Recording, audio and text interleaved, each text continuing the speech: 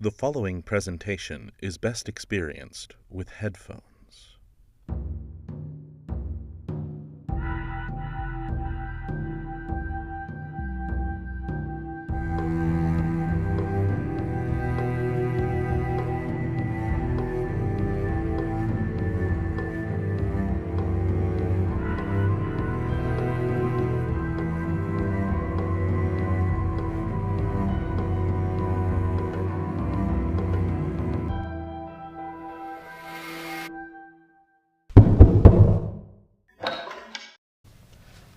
Hello, honored guests. Please follow me. We are heading back to the garden once again on this beautiful day.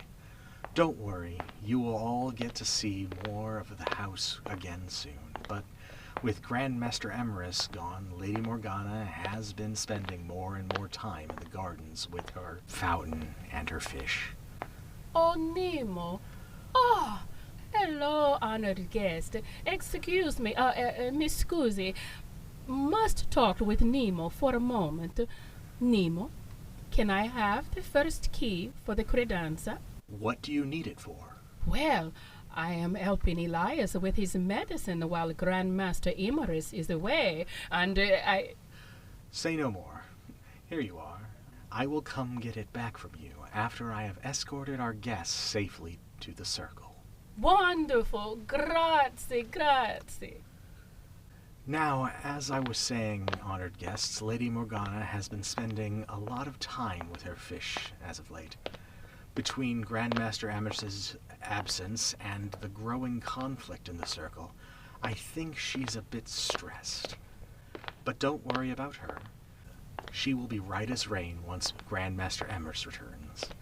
And I am sure the issues in the circle will sort themselves out then too. For now, we have arrived. I leave you now with the circle. Greetings, honored guests, and welcome back. We apologize we weren't able to see you last time. Our healing arts were required in another realm. So you are a healer, Lorna? Yes. My father taught me many techniques, and I spent many years wandering the world and healing people and animals and learning more of the healing arts. How is it that you came to the House of Branching Paths? I was weary of all the hatred and chaos that I saw in the world, and so I reached out to the angel that had granted me long life to ask for a safe place to rest for a time.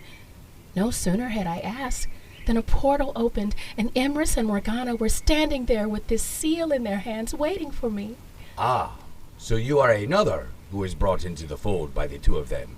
Well, Emerus and I have been here since the beginning, so it is only natural that we have recruited several members of the circle. Not just several.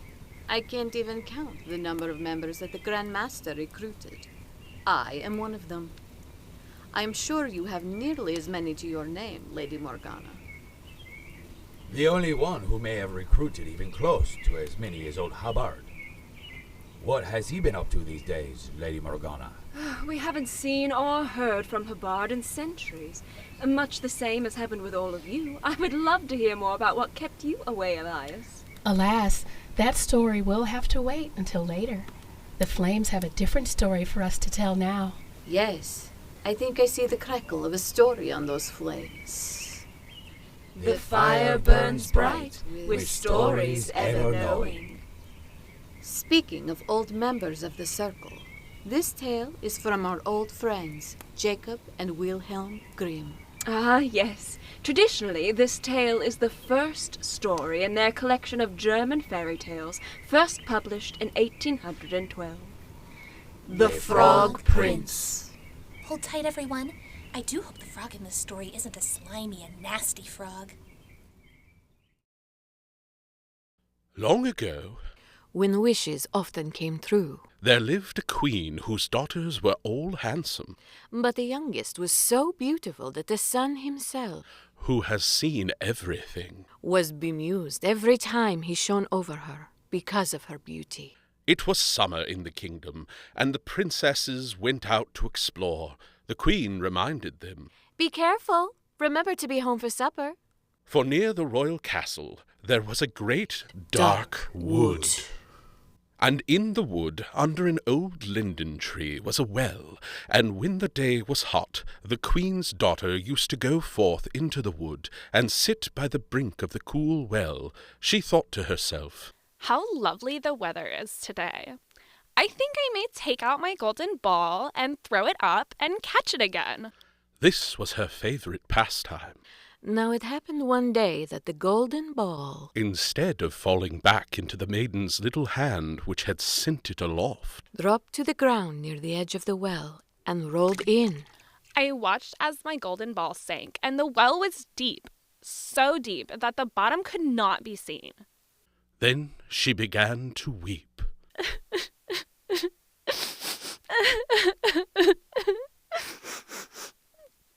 And she wept and wept, as if she could never be comforted. And in the midst of her weeping she heard a voice saying to her, What ails you, king's daughter? Your tears would melt a heart of stone. And when she looked to see where the voice came from, there was nothing. but a frog. The frog was stretching his thick green head out of the water. The princess replied, Oh, is it you, old waddler? It is. I weep because my golden ball has fallen into the well. Never mind. Do not weep. I can help you. And what will you give me if I fetch up your ball again? Whatever you like, dear frog. Any of my clothes, my pearls and jewels, or even the golden crown that I wear. Your clothes, your pearls and jewels, and your golden crown are not for me. But if you would love me and have me for your companion, and let me sit at your table and eat from your plate and drink from your cup and sleep in your castle, if you would promise all this, then I would dive below the water and fetch you your golden ball again. Oh yes, I will promise it all, whatever you want, if you will only get me my ball again. But the princess thought to herself, What nonsense he talks. As if he could do anything but sit in the water and croak with the other frogs, or could possibly be anyone's companion. But the frog, as soon as he heard her promise, threw his head under the water and sank down out of sight. But after a while he came to the surface again with the ball in his mouth, and he threw it on the grass. The queen's daughter was overjoyed to see her pretty ball again, that she cried, Oh, there it is! I'll go to supper now. And she caught it up and ran off with it. Stop, stop! Take me up too! I cannot run as fast as you. But it was of no use, for after her as he might, She would not listen to him. but made haste home, and very soon forgot all about the poor frog, who had to betake himself to his well again. The next day, when the queen's daughter was sitting at a table with the queen and all the court, and eating from her golden plate, she thought, What is that sound? It sounds as if something came pitter-patter up the marble stairs.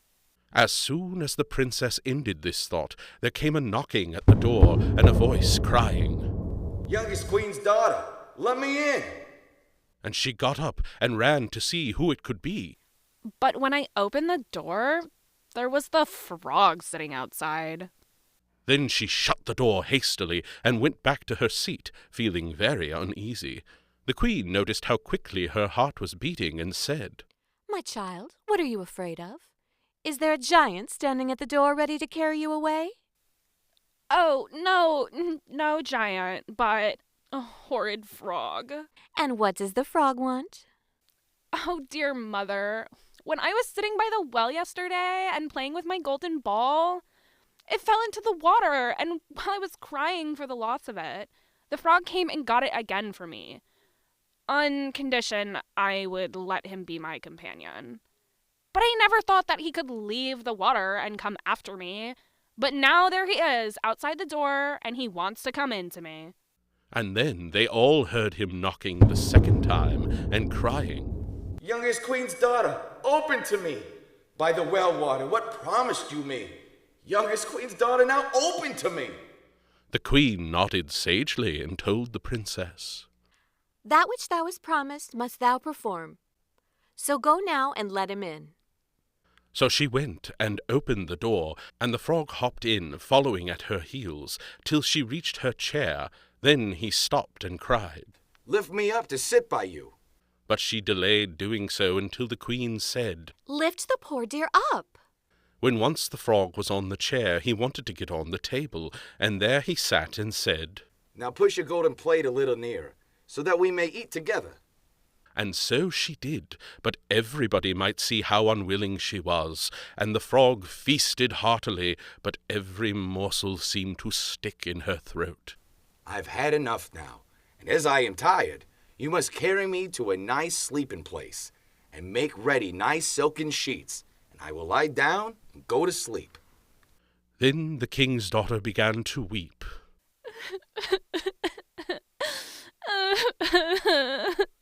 Oh, I was afraid of the cold frog. What if the sleeping place would not satisfy him? And he wants to sleep in my pretty clean bed. Now the queen grew angry with her, saying, That which thou hast promised in thy time of necessity must thou now perform. So she picked up the frog with her finger and thumb, carried him upstairs, and put him in a corner, and left him. I thought that there was no way he could follow me, and I went to my room. And not long after she heard the pitter-patter of the little frog at her door, and heard his voice say, I am tired, and want to sleep as much as you. Take me up, and put me on a pillow, or I will tell your mother. Then she felt beside herself with rage. And picking him up, she threw him with all her strength against the wall, crying, Now will you be quiet, you horrid frog? But as he fell, he ceased to be a frog, and became all at once a prince. Oh my, you are the loveliest prince, with such beautiful and kind eyes. Will you ever forgive me? And the frog prince looked up at the princess kindly, and said, All is forgiven, princess. There's no way you could have known who I truly was. And it came to pass, as the princess and the frog grew older together, that a love formed between them. And he told her how he came to be a frog. A wicked witch had bound me by her spells. I knew that no one but you alone could have released me. We should go together to my father's kingdom. And upon a fine summer day, near that same well where they met, they became bride and bridegroom. And there came to the door a carriage drawn by 8 white horses, with white plumes on their heads, and with golden harness. When the prince saw this, he said, Why, that looks like my mother and father's carriage. And truly it was, for out from the carriage stepped the frog prince's father, the ruler of their kingdom. The frog prince's father had suffered such care and pain when his son was turned into a frog, that he had been obliged to wear 3 iron bands over his heart, to keep it from breaking with trouble and anxiety. The king said, My son, how happy I am to see you, and to see your curse has been broken. When the carriage started to take the prince and the princess to their new kingdom, and the king back home, and when they had gone part of the way, the prince heard a sound. It sounded from the back of the carriage as if something had broken. And he turned round and cried. The wheel must be breaking. But the king answered, The wheel does not break. 'Tis the band around my heart that, to lessen its ache, when I grieved for your sake, I bound round my heart. Again, and yet once again there was the same sound, and it was the breaking of the other bands from the king's heart, because he was so relieved and happy. And they all lived happily ever after. The end. Who would have thought that the princess would be nastier than the frog? Now, hold on, everyone. We will be back with the circle any moment. A solid tale on the importance of honoring one's word. Ephemerals so often forget what power oaths hold, and what consequences can be for breaking them.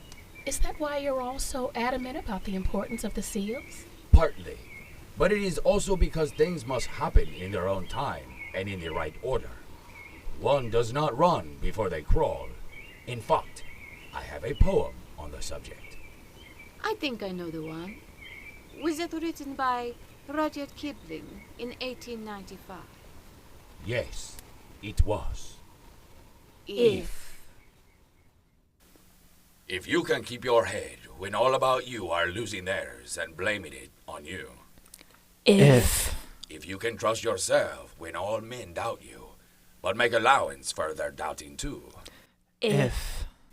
If you can wait and not be tired by waiting, or being lied about, don't deal in lies, or being hated, don't give way to hating, and yet don't look too good, nor talk too wise.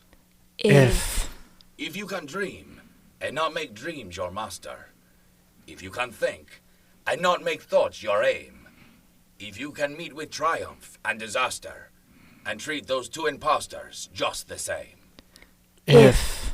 If you can bear to hear the truth you've spoken, twisted by knaves to make a trap for fools, or watch the things you give your life to broken, and stoop and build them up with worn-out tools. If. If you can make one heap of all your winnings, and risk it on one turn of pitch and toss, and lose and start again at your beginnings, and never breathe a word about your loss. If. If you can force your heart and nerve and sinew to serve your turn long enough after they are gone, and so hold on when there is nothing in you except a will which says to them, Hold on. if you can talk with crowds and keep your virtue, or walk with kings, nor lose the common touch. If. If neither foes nor loving friends can hurt you. If all men count with you, but none too much. If you can fill the unforgiving minute with 60 seconds worth of distance run. Yours is the earth, and everything that is in it, and which is more, you'll be a man, my son. If. That was a powerful poem. I have always been fond of that one. I wish we could share some more of our favorites, but it seems our visit is nearing its end. Yes, I think I see the crackle of a story on those flames. But for next time. The fire burns low, with stories ever glowing. We will see you soon, honored guests. Honored guests, come follow me, for you mustn't stay at our house for too long. Maybe I'll go look for my own frog princess in the gardens. But, oh, I can't stay out for too long. Come, stay close behind my guests, and whatever you do, don't answer any voices you may hear on the way out, or any ribbits. But do come back. Hearing the circle stories brings me to life. You have been listening to The House of Branching Paths, a theatrical podcast experience brought to you by Round 2 Productions, created by Mark Kilmer and Caroline Miller, with featured artists Kimmy Kidd, Bill Blanky, April Sita, Justin Panachia Shimza, Jamie Chandler, George Doerr, Joshua Towers, and Katie Bailey, with music by Elegy.